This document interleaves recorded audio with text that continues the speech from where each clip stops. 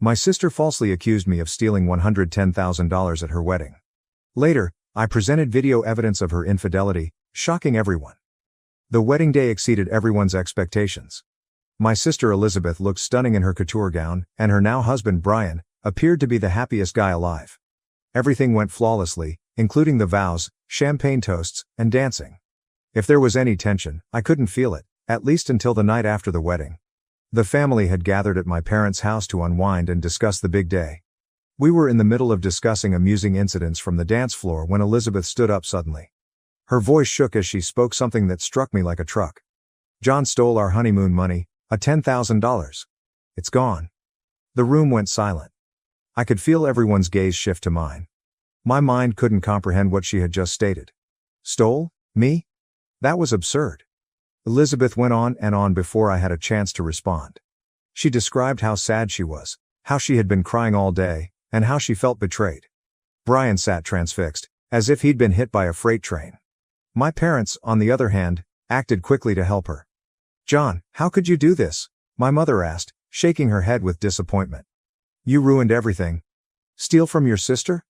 Your own sister?"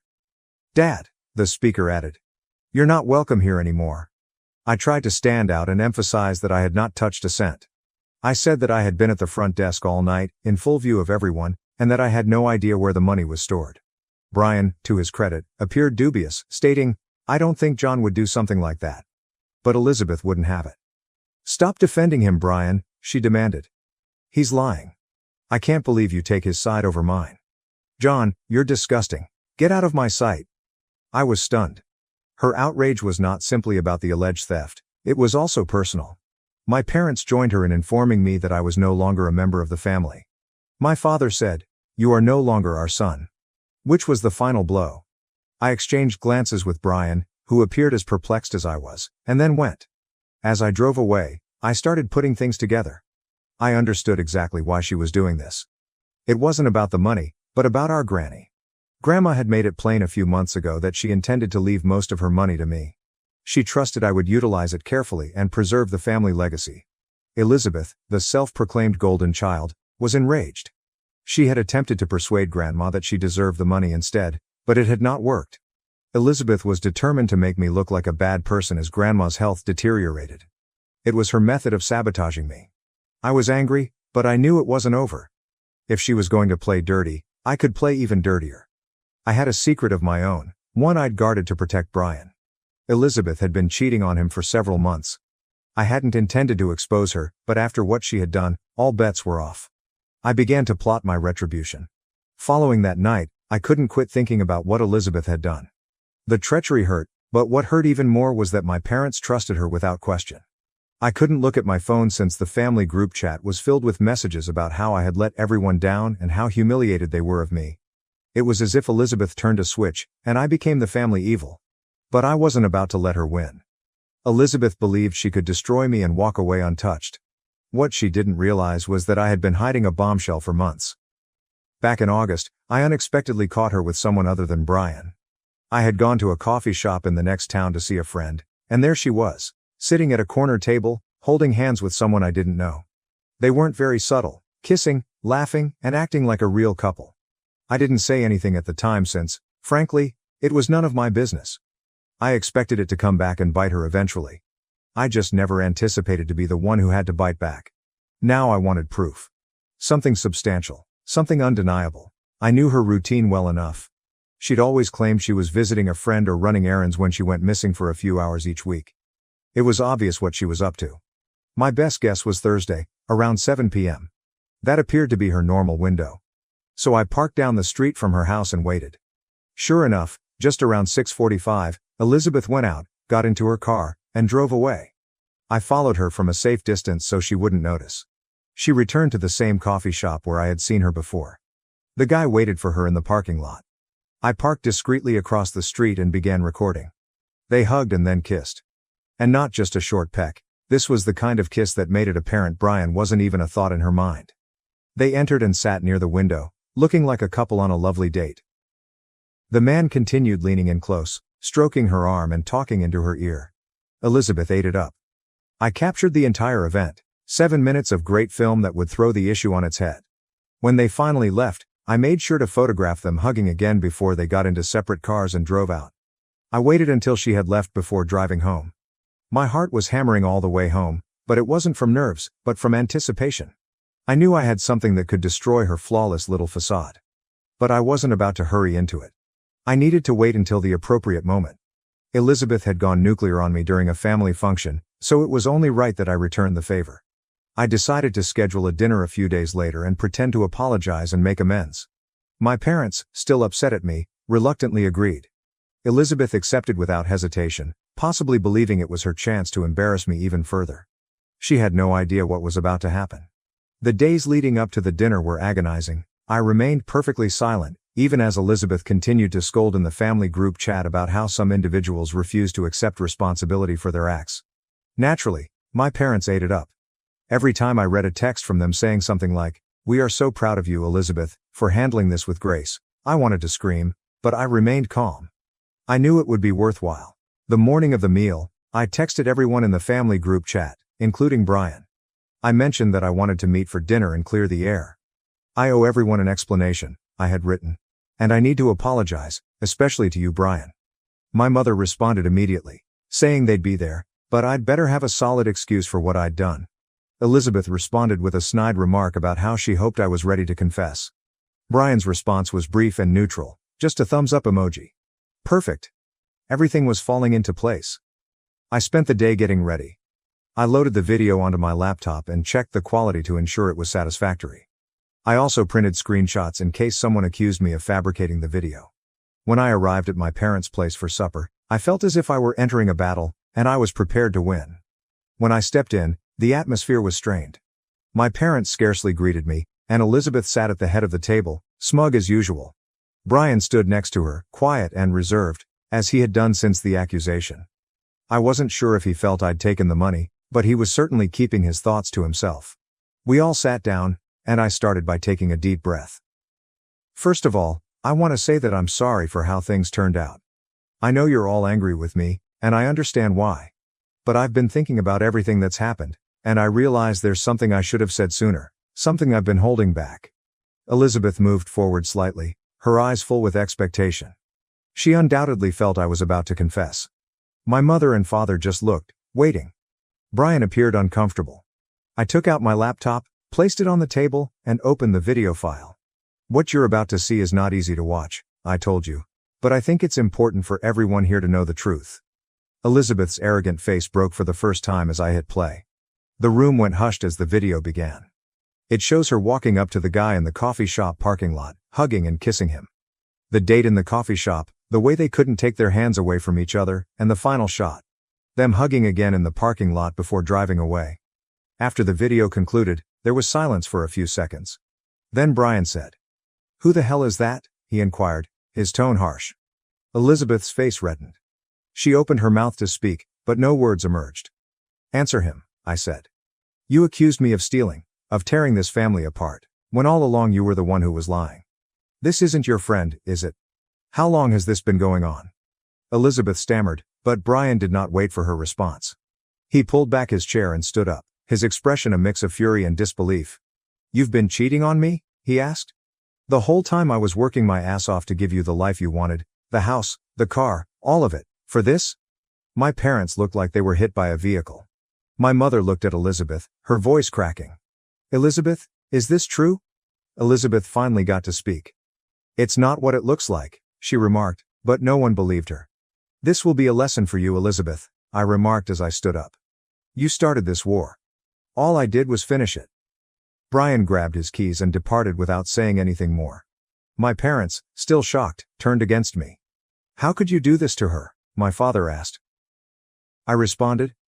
"She accused me of stealing $10,000 to make me look bad, and I'm the bad guy for showing the truth? You should ask her how far she's willing to go to cover up her lies." I did not wait for a response. I grabbed my belongings and fled. I didn't want to hear any more excuses. They sought a villain, and they now have one. But this time, it was not me.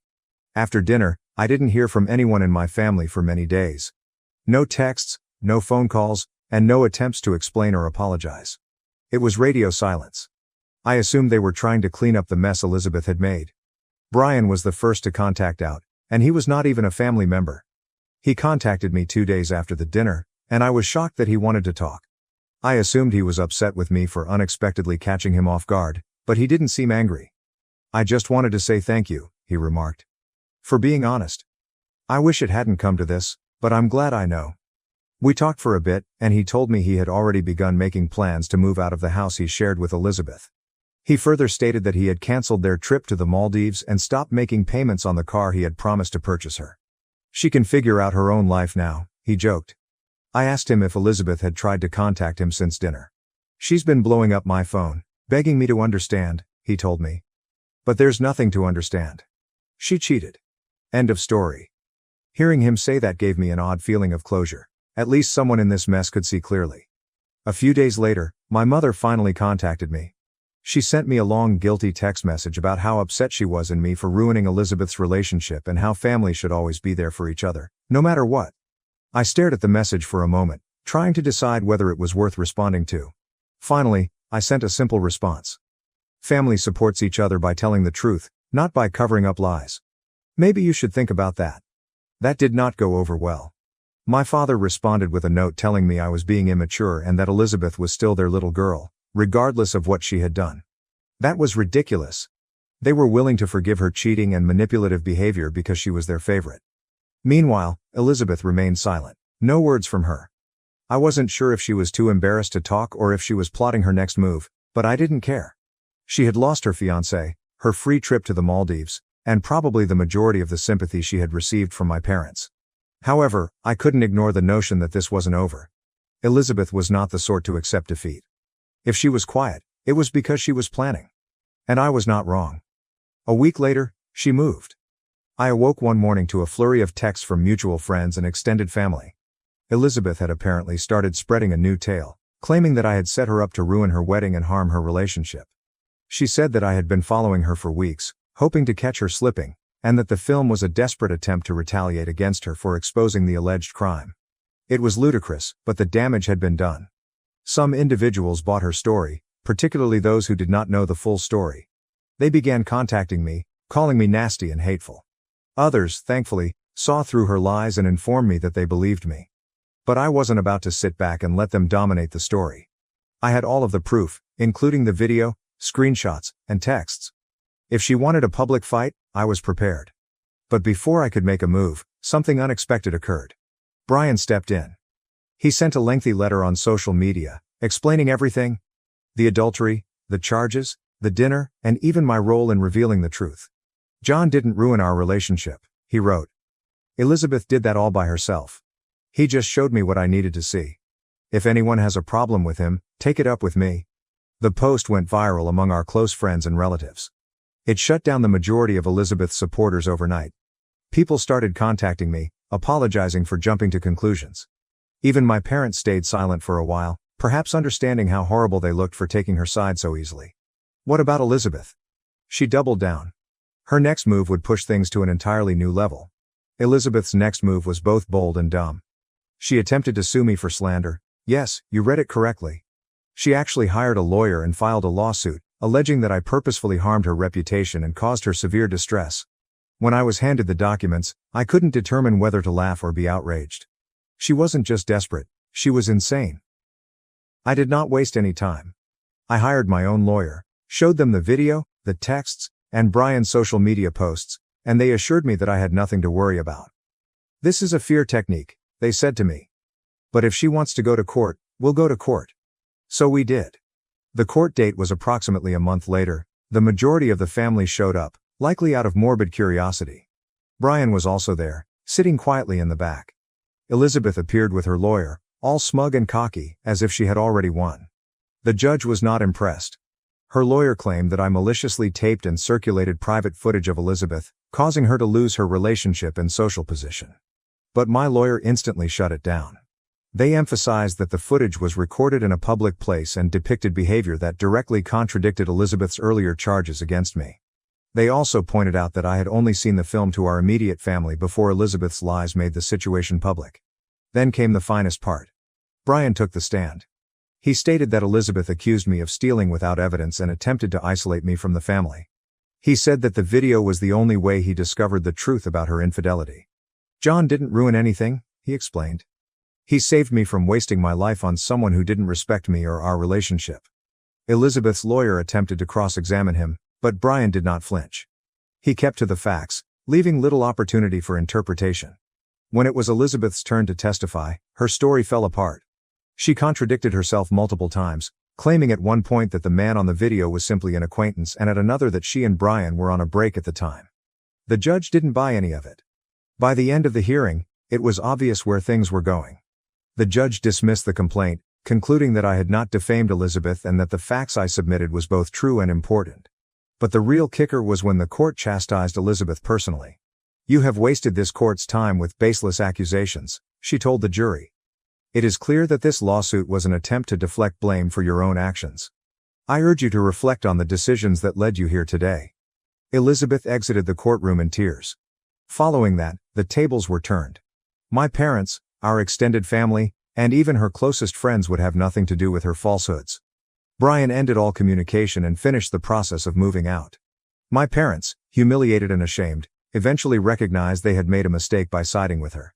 When my father contacted me one night and said, "We made a mistake, I hope you can forgive us one day," it was a quiet admittance rather than a spectacular apology. I promised him I would think about it, and I meant it.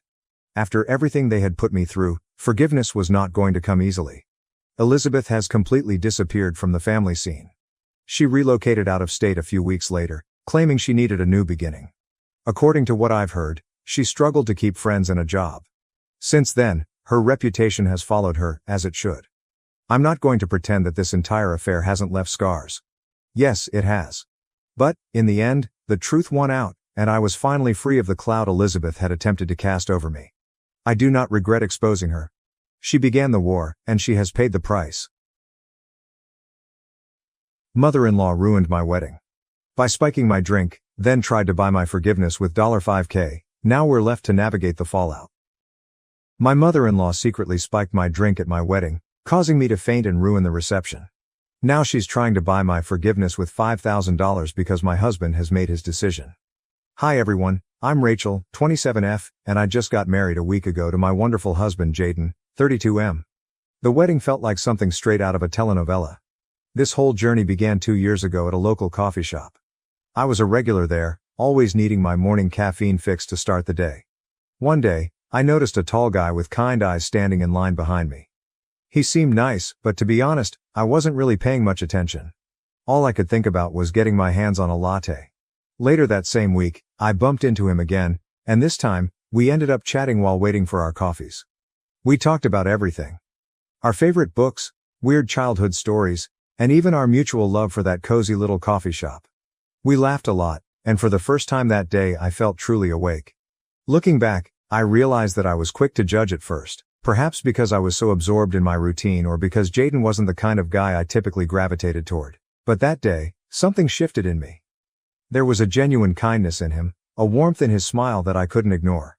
We exchanged numbers, and that very night, Jaden texted me, asking if I wanted to grab dinner sometime. We ended up going to this tiny Italian place hidden away on a side street. The food was incredible, but the best part was our conversation. We talked for hours, and it felt effortless. We discovered we had a surprising amount in common, a love for old movies, a secret passion for karaoke, even though neither of us is very good, and a shared obsession with tacos. Over the next few weeks, we started seeing more and more of each other. We went on hikes, explored museums, and even tried, and failed, to take a pottery class together. The more time I spent with Jaden, the more I realized how special he was. He was funny, intelligent, supportive, and always knew how to make me smile. He pushed me to be a better person and made me feel like I could be completely myself around him. Then, on our second anniversary, Jaden surprised me with the most incredible proposal. We were on a weekend getaway to a charming cabin in the mountains. It was snowing softly outside, and we were cuddled up by the fireplace when Jaden got down on one knee and pulled out a ring. I don't even remember exactly what he said because all I could focus on was the love shining in his eyes. Of course, I said yes. As soon as we got back from our cabin trip, I dove into planning the wedding with so much excitement. But this is where things took an unexpected turn. After Jaden and I got engaged, I met his mom, Maria, 57, for the first time. She lived a bit out of town, so we hadn't had the chance to meet before. At first, Maria was incredibly sweet to me. She talked about how thrilled she was to finally have a daughter-in-law. Jaden was her only child, and she mentioned that she had always wanted more children, so having me join the family felt like a big deal to her, almost like gaining another child. She even hugged me warmly and said she couldn't wait to get to know me better. However, things began to change rather quickly. That weekend, Maria came to stay with us to help with some wedding planning and to spend more time together. Initially, I was thrilled, thinking we'd bond and grow closer. But as the weekend progressed, her attitude shifted in a way that made me uncomfortable. The first passive-aggressive remark came during breakfast on Saturday morning. I had made a batch of my favorite pancakes, and while Jaden was outside enjoying his coffee, Maria looked at me with a smile and said, "Oh, I guess you don't worry too much about carbs, huh?" I laughed it off at the moment, assuming it was just a casual comment, but it stung a bit.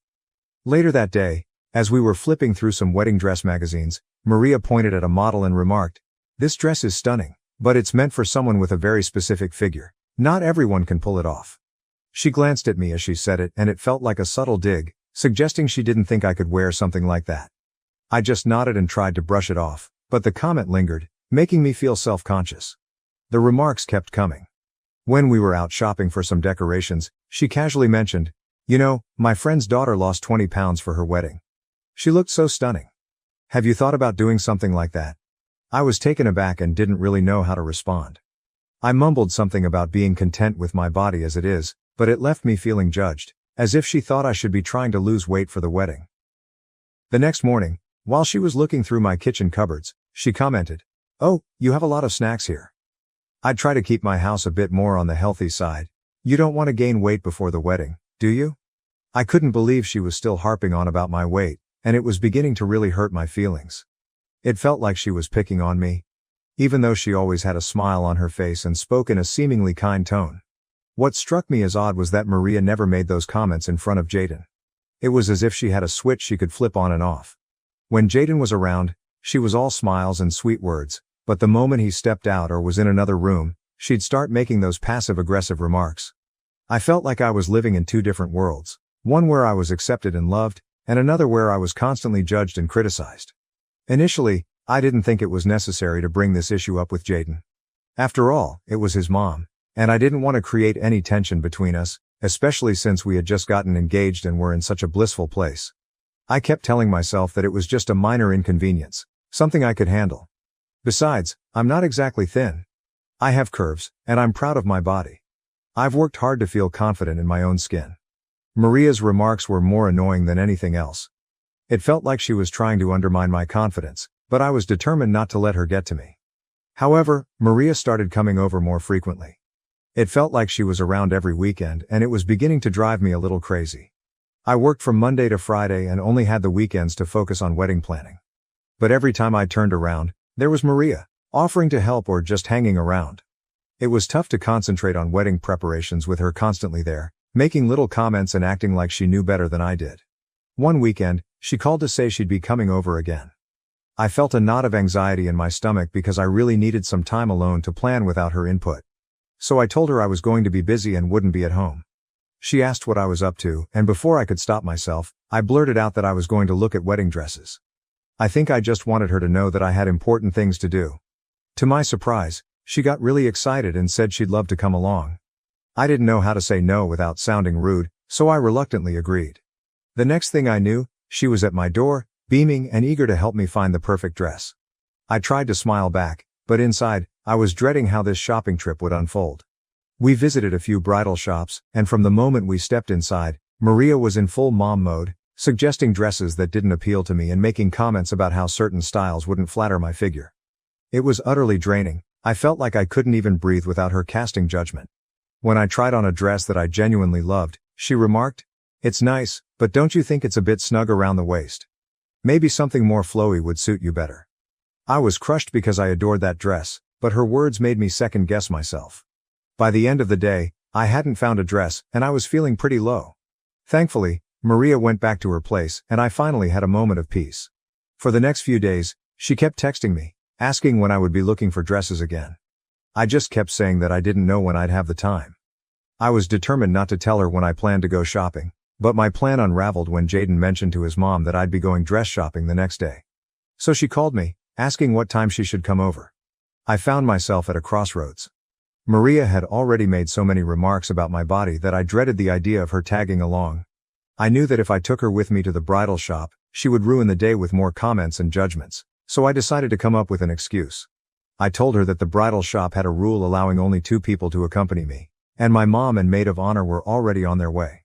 I realize now that it was a pretty lame excuse, but at that moment I couldn't think of anything else. Maria quickly pointed out how ridiculous my explanation was and said, "What kind of bridal shop only allows 2 people? That's just silly." I fumbled for a response and said, "I know it's weird, but that's what they told me." I was sweating bullets because I knew how flimsy my lie sounded. I hurriedly told her I had to go and ended the call before she could ask any more questions. As soon as I hung up, a huge wave of guilt washed over me. I hated lying, especially to Jaden's mom, but I just couldn't face another day of her making me feel bad about myself. I decided to focus on the positive and remind myself that this day was supposed to be fun and exciting. My mom and maid of honor picked me up and we headed to the bridal shop. I did my best to shake off the lingering guilt and just enjoy the moment, and in the end, I found a dress that I absolutely loved. After that, Maria didn't call, text, or even visit our house. She still kept in touch with Jaden, which was a bit of a relief since it avoided any awkwardness between them. I sent her a picture of me in the wedding dress, hoping to share some of my excitement with her. She responded with just a thumbs up emoji and nothing else. I wasn't sure how to interpret that, but I decided not to overthink it. With so much to do as the wedding approached, I didn't have time to dwell on her reaction. As the wedding day drew nearer, I became increasingly busy with all the preparations. Honestly, I didn't reach out to Maria again. There was so much to coordinate, finalizing the guest list, confirming the caterers, and ensuring that all the decorations were perfect. Finally, the big day arrived. It exceeded all my expectations. The ceremony was beautiful, and I couldn't stop smiling as I walked down the aisle toward Jaden. The look on his face when he saw me in my dress was priceless, making all the stress of planning worthwhile. We said our vows, exchanged rings, and just like that, we were married. The reception started off perfectly. The venue was gorgeous, the weather was ideal, the food was delicious, and everyone seemed to be having a great time. I loved our first dance. Jaden and I had taken a few dance lessons and we managed not to step on each other's toes. It felt like a fairy tale, and I was on cloud 9. Everything was going smoothly until I decided to get a drink. I walked over to the bar for something refreshing, and there was Maria, standing right there. She turned to me with a big smile and said, "You look like you're having a wonderful time. Let me get you a drink, just relax and enjoy yourself." I was a bit taken aback by her sudden enthusiasm but thought maybe she was trying to make up for all the awkwardness. She handed me a Shirley Temple, and I thanked her and took a sip. A few minutes later, I started feeling drowsy, but I assumed it was just because I was tired. Then, I fainted on the floor and lost consciousness. Everything went black, and the next thing I knew, Jaden was panicking and calling for an ambulance. I could hear the worry in his voice as he tried to keep me awake. People were gathering around, but it was all a blur. When the EMTs arrived, they quickly brought me back to consciousness and began asking questions about what I had eaten and drunk that day. I told them everything, including the meal I had at the reception and the Shirley Temple that Maria had given me. They expressed concern and asked if there was anything unusual or if I had taken any medication. That's when Maria, looking a bit guilty, stepped forward and admitted that the drink she gave me had alcohol in it. She explained that she didn't think it would be a big deal and thought it would help me relax. I was stunned. Why would she add alcohol to my drink without telling me? The situation became even more complicated when my maid of honor, Emily, spoke up. She informed the EMTs that I had taken some anxiety medication just minutes before walking down the aisle. I had been so anxious about everything going off without a hitch that I took a small dose to calm my nerves. It turned out that the combination of the medication and the alcohol in the drink was what caused me to collapse. There must have been some kind of chemical reaction that knocked me out. The EMTs explained that mixing alcohol with certain medications can be very dangerous and that I was fortunate the outcome wasn't more severe. After the EMTs left, Jaden turned to Maria and demanded that she leave. His voice was shaking with anger, and Maria looked completely shocked. She tried to explain, insisting she hadn't meant any harm and that it was all just a misunderstanding, but Jaden wasn't having any of it. He shouted at her to leave the reception immediately. I had never seen him so furious, and it broke my heart to witness his anger towards his mom on what was supposed to be a joyful day. With all the chaos, I wasn't feeling well, and the mood at the reception took a nosedive. Guests started to feel uncomfortable, and the joyous atmosphere we had worked so hard to create just vanished. People began leaving one by one, and before we knew it, the reception ended early. It was devastating to see everyone leave so soon, and I felt like the day I had been dreaming of for so long had been ruined. Jaden and I went back to our hotel room, and I was left trying to process everything that had happened. I felt numb, exhausted, and overwhelmed with sadness. This day was supposed to be one of the happiest of my life, but instead, it had turned into a nightmare because of a careless prank. I couldn't believe that Maria's actions had destroyed our special day. Maria kept texting and calling both me and Jaden, but neither of us responded. We needed some time to process everything and figure out our next steps. I could see that Jaden was deeply troubled by the situation. He loved his mom, but he was also incredibly hurt and angry over what she had done. It was a difficult situation, and I had no idea how to fix it. When we finally returned home, I tried to put the whole incident behind me and focus on starting our new life together, but it wasn't easy. Every time I thought about our wedding day, I felt a pang of sorrow. I kept replaying the events in my mind, wondering how things could have turned out differently if Maria hadn't pulled that prank. It felt like a dark cloud hanging over what should have been a beautiful memory. Thankfully, we soon left for our honeymoon, and it was such a relief to escape all the drama and stress. Jaden and I had an amazing time exploring new places and creating beautiful memories together. It was the perfect getaway, and for those 2 weeks, I felt like everything was back to normal. We laughed, relaxed, and enjoyed each other's company without a care in the world. When we returned home, reality hit us hard. The moment we pulled into the driveway, there was Maria, standing at the door. My heart sank, and a wave of anxiety washed over me. I had anticipated this confrontation, but I wasn't prepared for it to happen as soon as we got back. What made it worse was that she didn't offer an apology. Instead, she kept insisting that it wasn't her fault and that it was all just a prank. She tried to justify her actions, saying things like, "I didn't think it would hurt you," and "I just wanted to lighten the mood." It was infuriating to watch her refuse to take responsibility for what she had done. I couldn't believe she was trying to downplay the whole incident as if it were just a harmless joke. Jaden couldn't hold back any longer. He snapped and told her that enough was enough. He said she had crossed a line and needed to own up to her actions. He made it clear that the only way he would talk to her again was if she apologized to me. He told her that she had hurt me deeply, and it was not acceptable. Maria tried to interrupt, but Jaden didn't let her. He went on to say that from now on, they would only be seeing each other during holidays. No more random weekend visits, no unnecessary calls. He told her it would be like they were distant relatives who only met on special occasions. Maria was shocked and started to cry, but Jaden remained firm. I could see how painful it was for him to have to set such boundaries with his own mother, but he was determined to support me and ensure I felt safe and respected. Yesterday, while I was at work, I got a call from Maria. It caught me off guard because we hadn't spoken in a while, and I wasn't expecting her to reach out, especially during work hours. She told me she was outside my office and wanted to meet. I was surprised and didn't want her coming inside and causing any unnecessary drama, so I agreed to meet her outside to avoid a scene. We sat down at a small cafe across the street, and I could tell she was really upset. As soon as we began talking, she broke down in tears. It was awkward because people around us started to stare. She told me she couldn't believe what Jaden was doing.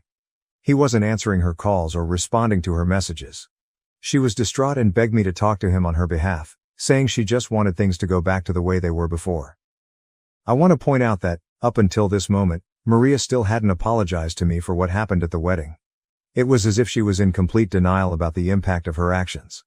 I told her that instead of coming to my office and causing a scene, she should be thinking about how her actions had affected both me and Jaden. I explained that she had ruined my wedding day, and it wasn't fair to expect me to just brush that aside and talk to Jaden for her. She tried to defend herself, saying she didn't mean any harm and was sorry I reacted the way I did. It was as though she couldn't see past her own perspective and understand that her actions had real consequences. She kept insisting that if she had known what would happen, she never would have done it. As she continued to cry, I noticed people in the cafe beginning to glance over with concern. The whole situation made me incredibly uncomfortable, and I just wanted to leave. I told her that I would see what I could do, but I didn't make any promises. Up until now, I still haven't talked to Jaden about it because I'm not sure if I'm ready to forgive Maria. After all, she only apologized after I prompted her to do so. My mom thinks I should just let it go and forgive my mother-in-law, but I'm not entirely sure. What do you all think? I'd really appreciate your advice. Update 1. Hi everyone, thank you so much for your comments and suggestions. It really means a lot to have a space where I can share my story and receive support.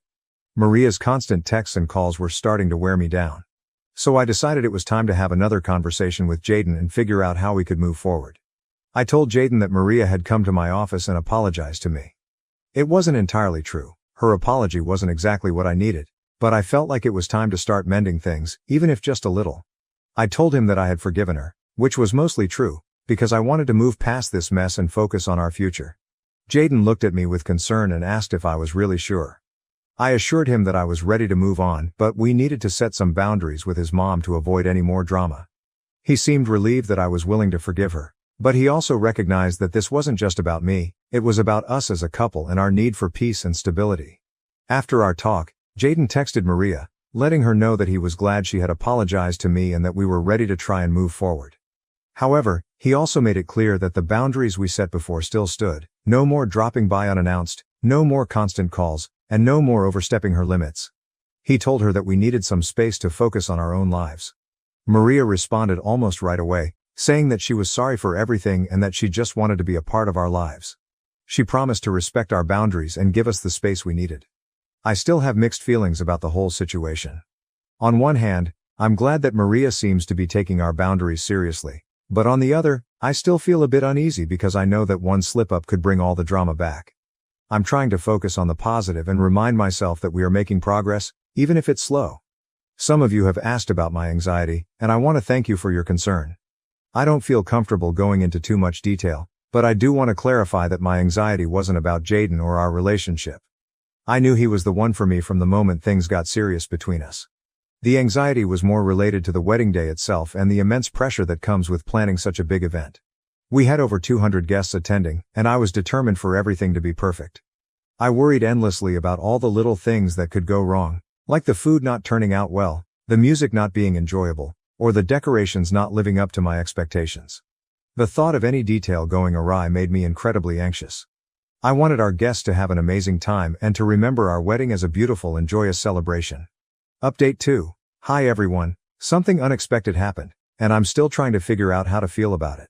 Things were going smoothly until last weekend when Jaden received a call from Maria inviting both of us to dinner at her place. She mentioned that it was important for us to have this dinner to start getting things back to normal after everything that had happened.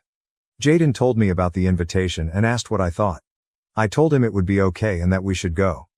Maybe this was her way of trying to make amends. When we got to Maria's house, she greeted us with a warm smile. But after dinner, Maria did something that completely took me by surprise. She got up, left the room, and came back with a check for $5,000. She handed it to me, saying she was truly sorry for ruining our wedding day and that, while she couldn't change the past, she wanted to give me this money as a way to make up for it. I was completely taken aback and immediately felt uncomfortable. It was such an unexpected gesture and I didn't know how to respond. I refused the money right away, telling her that I didn't need it and that we should just let bygones be bygones. Jaden agreed and told her that she didn't have to give us any money, but Maria was persistent. She wouldn't take the check back and ended up slipping it into my coat pocket. I was so shocked and didn't know how to handle it. She seemed almost desperate for us to accept it, which only made the situation more awkward. After that, we left her house and headed back home. On the way, Jaden and I talked about what had happened and we were both confused. Why would Maria give us such a large amount of money? It felt strange, and I couldn't help but wonder what her true intentions were. Was she genuinely sorry, or was this her way of trying to buy our forgiveness? I'm not sure, and it's left me feeling really unsettled. Jaden and I discussed it again, and we're still not certain about what to do. He's just as confused as I am, and we both want to approach this situation in a way that's fair and respectful. We don't want to hurt Maria's feelings or dismiss her attempts to make amends, but at the same time, we don't want to feel like we're being bought off.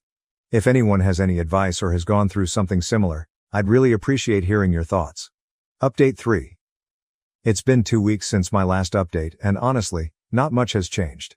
We still have the check that Maria gave us, but we haven't cashed it. It's just sitting in our drawer, almost like a reminder of everything that's happened. I'm not really sure what we'll end up doing with it, but for now, it's just there. As for our relationship with Maria, things are pretty much the same. We're all in this holding pattern where we're trying to be civil and respectful without revisiting the past too much. She's been respecting our boundaries, which has been a huge relief. She doesn't show up unannounced anymore, and the constant barrage of texts and calls has stopped. It feels like she's genuinely trying to do better, and that gives me some hope for the future. Jaden and Maria still talk on the phone regularly, and their conversations seem to be positive. I'm relieved that their relationship hasn't suffered too much from everything that happened. I also talk to Maria sometimes. Our conversations are polite and a bit formal, but both of us are making an effort to keep things friendly. I think this will be my last update for a while. I don't expect much to change anytime soon, and I'm hopeful that things will continue to improve little by little. I want to focus on the positive and keep moving forward, and I believe that's the best approach for now. If anything major happens, I might pop back in with an update, but for now, I'm going to take a step back and concentrate on living my life. Thank you again for all your support, and I hope you all have a wonderful day.